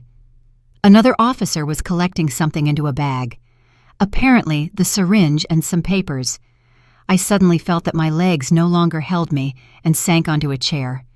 My hands were trembling, heart pounding, but somewhere deep inside, something that had been clenched into a fist for the last days slowly uncoiled. "Well," Ms. Hazel said quietly, leaning back on the pillow, "the first act of their play is over." The detective turned to us. "Loretta Vance," he clarified. "And you, Hazel Calloway. We will need to take you to the station, file statements. Not today, then tomorrow, as soon as you recover a bit." "We will go," I said. "We will tell everything." He nodded. "Right now our officers will examine the house one more time, take what is needed for evidence. You catch your breath for now." He left, closed the door carefully. I looked at Ms. Hazel. She lay no longer like an unconscious patient, but like a person who finally took off a heavy mask. In her eyes, instead of the former, despair was something else. Fatigue, yes, but also relief, and quiet anger, and even some inner victory. "I couldn't even imagine," I exhaled, "that all this would actually work, that they would come, that we would even live to see this moment. There was no other way," she said. "They wouldn't have stopped." We fell silent. It was audible how people were walking around the house somewhere, rustling bags, opening and closing drawers. "I am glad you were here, Loretta," she said unexpectedly quietly. "Without you, I wouldn't have succeeded." "It was you who pulled me out of this nightmare," I answered. I didn't even immediately understand what I was dragged into. We looked at each other. Two women who had just been freed from someone else's carefully constructed trap, but ahead of us were interrogations, court, a pile of papers, and an unknown new life. I didn't know yet how long and loud this case would be, and certainly didn't imagine where that very freedom we just won would lead Ms. Hazel and me in a few months. When the door slammed behind them and the people in uniform dispersed to the rooms, the house seemed to exhale. It became so quiet that only the ticking clock and the quiet rustle of a bag into which someone was putting the syringe from the floor were audible. About 20 minutes later, the detective looked in on us again. "Ladies," he said calmly, "we are finishing the initial inspection now. We'll seize what's needed. We won't bother you today. You have been through enough. Tomorrow a car will bring you to us. You'll give detailed statements." Ms. Hazel nodded. "Me too." "And what will happen to them?" I asked, although the question was stupid. "Everything has already started with them," he answered dryly. "Detention, interrogation, bail hearings, lots of work there." He was already about to leave, but turned around. "And by the way, thank you. Not everyone would decide to get into such a story." He left, closed the door carefully, almost homely. After some time, the people in uniform dispersed. The front door slammed, cars drove away. The house became completely alien and quiet again. "Let's go to the kitchen," Ms. Hazel said suddenly. "Sit like human beings, or else I'll forget what it's like to sit at a table." I helped her get up. She held onto my arm. Her legs were weak, but in her eyes was such hardness that I understood. If needed, she would walk on her hands. We sat down at the table. I put the kettle on. A simple mug of tea in my own kitchen had never seemed such a luxury to me. "How much time did you plan all this?" was all I could utter when the kettle whistled. "Practically from the moment I realized they didn't intend to treat me but to write me off," she answered. At first I thought maybe I could quietly leave for another nursing home, but quickly realized they won't let me go until they squeeze everything out to the last penny. She took a sip, closed her eyes, as if tasting not tea, but life itself. "And then?" I asked. "How did you get onto these guys, our valiant police?" "I have an old acquaintance, a lawyer," she chuckled, "from back when I worked." I asked a nurse at the hospital to give me a phone. Then at the very beginning, when I just started to understand everything, said I wanted to draw up a will. I looked at her in surprise. He came. I asked him to listen. At first he also thought it was the ravings of an old lady with an injury, but still went to friends in the economic crimes unit. People there had been interested in Marcus for a long time. His financial schemes, it turns out, didn't end only with me. "So he did this before." I didn't finish. "Yes," she nodded. "Credit schemes, shell companies, laundering, a little of everything so as not to attract attention. I became a convenient opportunity for them to close a bunch of holes." She exhaled. The investigators said straight, "Without recordings and a witness from inside, this can be dragged out for years, and half of it falls apart in court. Live confessions were needed." "And then you started recording them," I guessed. "Exactly," she nodded. "First on the phone, while Vanessa wasn't there, then bought a separate recorder camera. They were sure I didn't understand anything. Who is afraid of a vegetable?" "And I said quietly. "All this time, I sincerely rejoiced that my son finally reached out to me." "Loretta," she said softly, "he chose himself what to be. It is not your fault." I looked away. The pause hung heavy. "And I am in this scheme." "What?" I asked.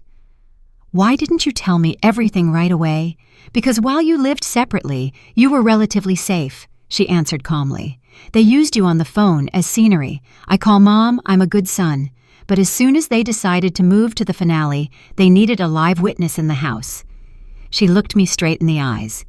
"The detective said, as soon as they call you here, that will be the very moment the puzzle comes together. A person will be needed who will both see their games and help gather documents, and only you can do that." The tea in the mug suddenly became bitter. "So," I said slowly, "they called me here to cover themselves with me, and you," she nodded, "came to close the prison door behind them."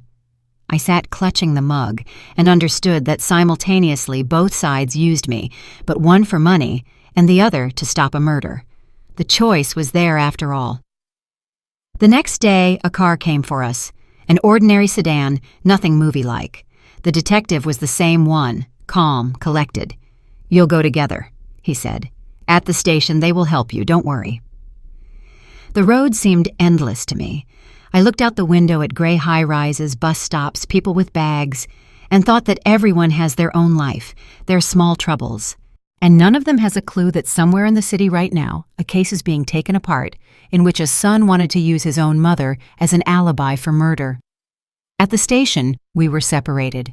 Ms. Hazel found a couch in a separate room. A young female investigator with a recorder, notebook, and tired look was seated with me. "Let's start from the very beginning, Mrs. Vance," she said, "from the moment your son called you and asked you to come. Everything in order, okay?" I spoke for a long time.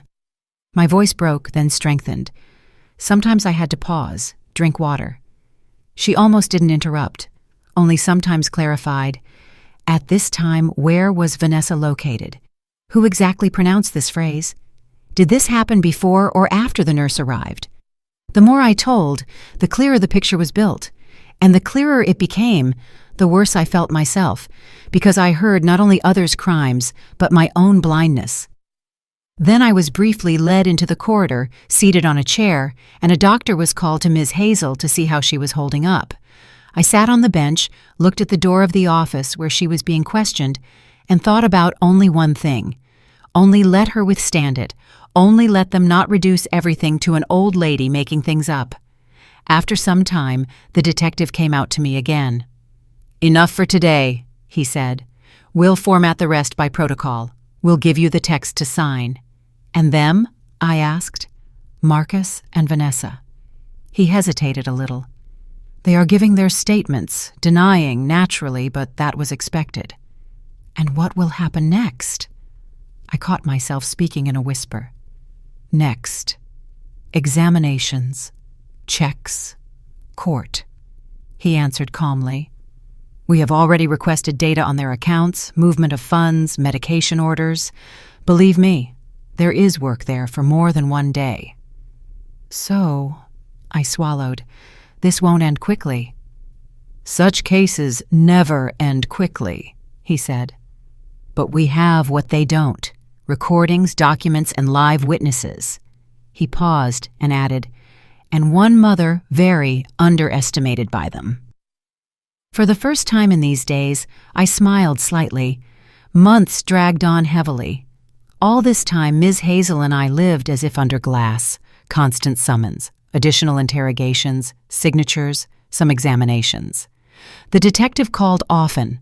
"We need one more comment from you regarding that night. Please look at this document. Did you see it?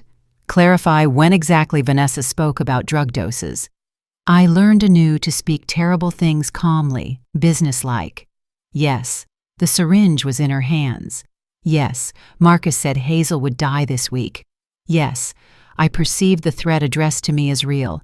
During this time, Ms. Hazel and I became close, as if we had known each other all our lives. I went to her almost every day, first to the hospital where she was recovering, then later home, to her small but warm 2-bedroom condo where she was moved. Sometimes we just sat in the kitchen, drank tea, and were silent. And sometimes she told about her patients, about her former work, about how easy it turned out to be to turn from a respected woman into a half-mad old lady on paper. "Paper tolerates everything," she sighed. But this time, thank God, it didn't want to tolerate it. In parallel, headlines began to flash in the news. Son and daughter-in-law accused of attempted murder of elderly relative for inheritance. Couple suspected of medical fraud and forgery. Names weren't always called directly, but we knew who it was about. Sometimes in the texts flashed words "according to a source." The accused's mother acted as a witness who helped uncover the crime. I read, and every time felt either stronger or more alien to my own past. Court was set for a few months later. By that time, the investigation managed to dig up so much that I was surprised myself. It turned out that the scheme with fake powers of attorney was not their first. There were other elderly people whom Vanessa accompanied through hospitals until distant relatives miraculously appeared or normal doctors intervened. Not everywhere did they manage to prove something, but the general pattern was already clear. On the day of the first hearing, I woke up at 5 in the morning. Sleep was in chunks, all thoughts like torn threads. I dressed in the simplest things: a dark dress, a cardigan, comfortable shoes. No jewelry, no festive look. I wanted to be just a person who came to tell the truth. Before court, Ms. Hazel and I were seated on a bench in the hallway. White walls, hard benches, people with folders, lawyers with briefcases. Someone whispered. Someone flipped through papers. "Scared?" she asked quietly. "Very," I answered honestly. "And you?" "I have already suffered everything out," she said. "Now remains only to reach the end." She put her hand on my knee, as if she were comforting me, not the other way around. At that moment, Marcus and Vanessa were led out from around the corner. They were wearing clean, neat clothes. Both looked decent, well-groomed. If not for the convoy and handcuffs, one might think this ordinary couple came to some hearing about a loan. Marcus threw a quick glance at me. Neither anger nor regret. Emptiness. Vanessa looked slightly to the side, lips tightly compressed. They were seated on a bench a few meters from us. Between us, people in uniform. I felt everything inside me shrink. These were the same people who, in that very house, discussed a cruise on my and other people's money, whispered over Ms. Hazel's bed how convenient it would be to finish everything before the holidays. And now they were about to hear for the first time how all this would sound out loud, no longer in the kitchen, but under protocol, before a judge, before people. "Court is in session regarding the case," the bailiff announced loudly, coming out of the hall. "All rise." Ms. Hazel and I stood up. I was shaking, hands became icy, but inside was some strange calmness, nowhere to retreat further. Witness Loretta Vance. "Get ready," the detective said to me quietly, passing by. "You will be called one of the first." And when I heard the judge monotonously reading accused of committing crimes provided for, when he pronounced including attempted murder committed with mercenary motives using the helpless state of the victim, I understood that the most important test was still ahead. I was about to be invited into the hall, put in front of everyone, and asked to tell out loud how my own son offered me a choice between lies and death. I walked into the hall as if walking on planks that were about to collapse. Fingers cold, legs like cotton, one thought in my head: now I must pronounce out loud what still makes everything inside me shrink. "Witness Loretta Vance, please proceed to the stand," the clerk said calmly. I stood up, walked over, raised my hand as required, listened to the formula about responsibility for false testimony. The judge's voice was even, tired. He probably has 100 such stories in his life. But for me, it is the first and only one. "Tell us," he said, "from the moment your son asked you to come to his home." And I began calmly, step by step. How Marcus called, asked to sit with a gravely ill woman. How I was led into the room where Ms. Hazel lay half asleep under machines. How they left, how she opened her eyes and said, "Thank God you are here, and not them." I told how she explained that she wasn't being treated, but kept knocked out, how we found papers with forged signatures, how I read aloud entries from Vanessa's black notebook, how in the journal it was neatly written, "Increasing dose, subject remains unconscious for so many hours. Discussed schedule of final stage with M." I saw out of the corner of my eye how Marcus sat to the side, head down. Vanessa looked at me without looking away, lips compressed into a thin thread. Sometimes she whispered with the lawyer, but mostly just drilled me with her eyes. Then I reached that evening when they returned from the trip. Told about their conversations in the kitchen, about the cruise to recover, about "will survive" and new life. About how in the evening they sat me in the living room and very calmly explained that Hazel would die this week, and I would be the witness who would say everything was natural. When I repeated out loud the phrase that accidents often happen to people my age, a barely audible noise went through the hall. The judge raised his eyes. "Quiet, please."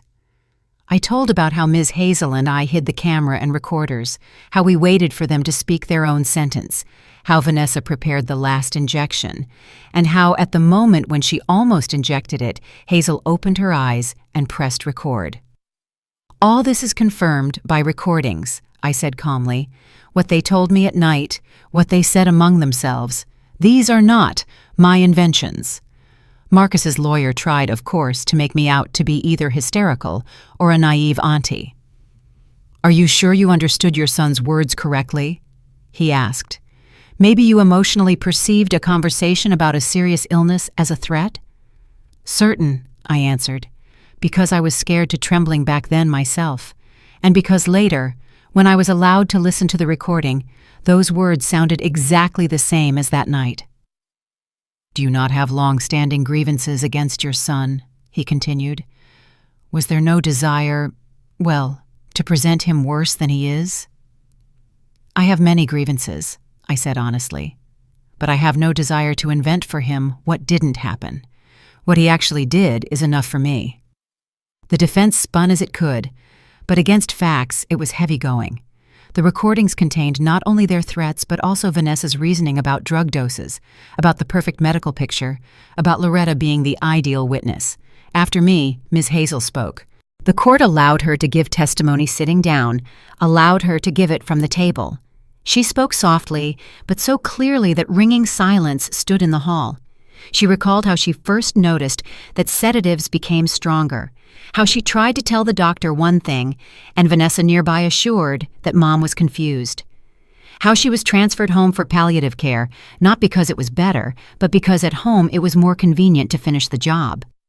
When she described how Vanessa leaned to her ear and whispered that no one would notice when you leave, I caught myself clenching my fists so hard my nails dug into my palms.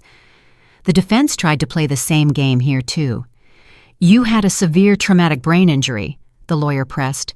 "You yourself say that you were unconscious part of the time. Possibly, you confuse events, attribute to people what they didn't say." Ms. Hazel calmly looked at him. "If there were only my words, you could doubt," she said. "But you have in your hands recordings and the notebook and bank documents and the nurse's testimony. If you want to believe that I invented all this after the injury, that is your right. But I have to live with myself, not with your version." The judge asked not to interrupt. The process dragged on for a long time, session after session. Experts on signatures, on medications, on movements of accounts spoke. One specialist confidently explained that the signatures on the powers of attorney, although similar, were clearly made by another person. Another specialist slowly, textbook style, laid out how the combination of those drugs Vanessa administered could indeed lead to respiratory failure, and at the same time, everything would look like a natural complication of a severe condition. Nurse Brenda also came and honestly said, "Yes, I always saw Mrs. Calloway unconscious, but every time I was surprised that the doses of sedatives were so high. I trusted the words of the daughter and son, considered that it was by prescription. Now I am very ashamed that I didn't insist on an investigation back then." She cried quietly, without a show. I saw how hard it was for her to remember that her hands also supported this picture. Marcus and Vanessa denied everything. Marcus assured that phrases taken out of context didn't prove his intentions, that he merely prepared his mother for the inevitable, that I, supposedly, had always been impressionable and now twisted everything on emotions. Vanessa stood her ground, that she fought for her mother's life and picked medications on the advice of online doctors, that the notebook was a nurse's working notes, and the word subject was a customary professional designation of a patient without a last name. But on the recordings, not grief but excitement was heard in their voices, cynical jokes and lines like, "Need to make it in time before the holidays so as not to spoil the mood." The verdict was announced on a separate day. By that time, I had already learned to keep myself together. But when the judge began to read found guilty, based on the totality of crimes impose punishment, my heart still dropped somewhere into my heels. Marcus was given 25 years, Vanessa the same. Considering all counts, fraud, forgery of documents, theft on an especially large scale, causing harm to health, attempted murder. Someone in the hall exhaled noisily, and I caught myself thinking that I felt neither joy nor vengeance, just emptiness and fatigue. The judge asked if the victims had anything to say. Ms. Hazel stood up, leaning on a cane. "I am glad only about one thing," she said, "that you will not touch anyone else. Not my peers, not anyone's elderly parents, not your own children, if you were to have them." Vanessa turned away. On her face was anything but remorse. Then the floor was given to me. I stood up, walked to the microphone. It was quiet in the hall. "I would like to say that I am glad justice triumphed," I began. But honestly, I just feel that I put a period where I once should have put it much earlier. I looked at Marcus, not at the accused, but at the boy I once walked to kindergarten, who brought notes from school, sold bootleg CDs, and fake passes. For many years I closed my eyes to his cunning, I continued, kept hoping he would outgrow it, that he would start living differently, that he would meet the right woman, and he met one just like himself. I swallowed, and at some moment, instead of a son, a person appeared next to me for whom I was a convenient cover. He looked past me. No apology, not even anger, nothing. And this nothing was perhaps the scariest thing. I am not happy that my child will get such a term, I said honestly, but he chose this path himself. I exhaled. And if I had a chance to go back, I would still go to the police and give this testimony. Because better one son in prison than dozens of other people's parents in the morgue. I returned to my seat. The bailiff announced, "Court is adjourned." Chairs creaked, people started to stand up. The convoy led Marcus and Vanessa to the exit. Neither he nor she turned to me again. Then life after began. Not like in the movies, without fireworks and happy hugs at the courthouse doors. Just weekdays in which you no longer have to drive to interrogations, answer the same questions, and listen to recordings that make everything inside go cold. The detective called once and said that most of the money they managed to withdraw from Ms. Hazel's accounts was found and returned. Not all, but quite a lot. Enough to live peacefully until the end of your days, he told her. Although peacefully is, of course, a relative concept. Relations with my son broke off by themselves. A couple of times letters came from jail and then later from prison, written by a strange hand, as if by a template. "You betrayed us. We were framed. You'll see who was right." I didn't answer a single one. At some point, they stopped coming too. The first months I lived like on autopilot. Went to the store, mopped floors, watched the news. Sometimes woke up at night with the thought that I was in that house again, that the door would open now, and I would hear, "Mom, you have a choice."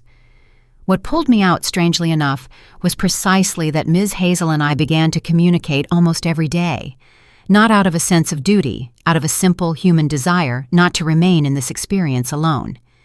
We went to doctors together while she recovered from all that chemical haze. We went into that house together the first couple of times to pick up her things, finally close all affairs. I helped her move into her old condo, unpack boxes, throw away old papers she didn't want to see anymore. And then one day she said, "Loretta, here we are. We survived all this. And what next? Sit by the TV and wait for the years to pass themselves?" "And what do you propose?" I asked. She squinted slyly. "All my life I dreamed of seeing Ireland, those green fields of theirs, rain and cliffs. You also said you wanted to get out somewhere. Well, let's go together." I was 64. Before this, my whole tourist life was limited to a resort in Florida and 2 trips to the beach in my youth. Would I have gone alone? Hardly. But here was a person nearby who, after 6 months in a coma and an attempted murder, wanted not to hide but to look at the ocean. We got passports, bought a cheap tour, laughed for a long time that at our age we are filling out visa forms and learning the phrase, "Where is the bus stop?" 6 months after the verdict, we stood together on the edge of the cliffs of Moher, wrapped in jackets, and watched the gray ocean beat against the rocks. The wind tried to knock us off our feet. Hair got in our eyes. Some tourists were swearing in their language, and we stood and laughed like 2 girls after prom. "If someone had told me a year ago that I would be standing here with you," Ms. Hazel shouted to me through the wind, "I would have decided that person had head problems." "I wouldn't have believed it either," I answered. Back then, I was happy that my son finally called. We took photos crookedly, askew, at arm's length, sometimes getting in the frame, sometimes not. And in these photos, I had a face I hadn't seen in the mirror for many years. Tired, yes, with wrinkles, but alive. Then there were more trips, not so far, around the States, to nearby countries. There were ordinary days with lines at clinics, with broken kettles, and neighbors listening to music loudly. Life didn't become a fairy tale, it just stopped being alien. I never reconciled with Marcus. Can I ever do that? I don't know. Maybe someday, years later, if he suddenly wants not to justify himself, but to honestly say, yes, I did all that. But for now, that isn't there, and there is nothing to talk about. Sometimes people tell me, he is your son, how could you go against him? And I answer, I didn't go against him. I went for myself and for those he could still drag into this. At 64, I finally understood one simple thing that probably should have reached me much earlier. Being a mother doesn't mean closing your eyes to everything a child does. Sometimes it means stopping him when he no longer sets any boundaries for himself. Now, I don't have a family in the form I imagined it before. No grandchildren to take to the park, no feasts on holidays at my son and daughter-in-law's. But I have silence that I control myself. People with whom I am on the same path, and the freedom not to lie to myself or others. You can call it loneliness, or you can call it a normal adult life in which you finally answer only for yourself and not for others' crimes. If you listen to my story to the end, it means you also have your own experience, your pains, your decisions that seem cruel or wrong to others from the outside. Tell me honestly, if you were in my place, could you go against your child, against relatives? And were there moments in your life when you suddenly realized that the closest people used you for years and you only saw it now? Write in the comments what you think, and definitely what city or country you are from. I'm really interested in what edges this story reaches and how many of us there are who learned our lessons only in mature age. And for those who still have the strength to listen further, on the final screen, I leave 2 more stories from our channel. They are also about how family members know how to betray and how after that one can still live. Thank you for being with me to the very end.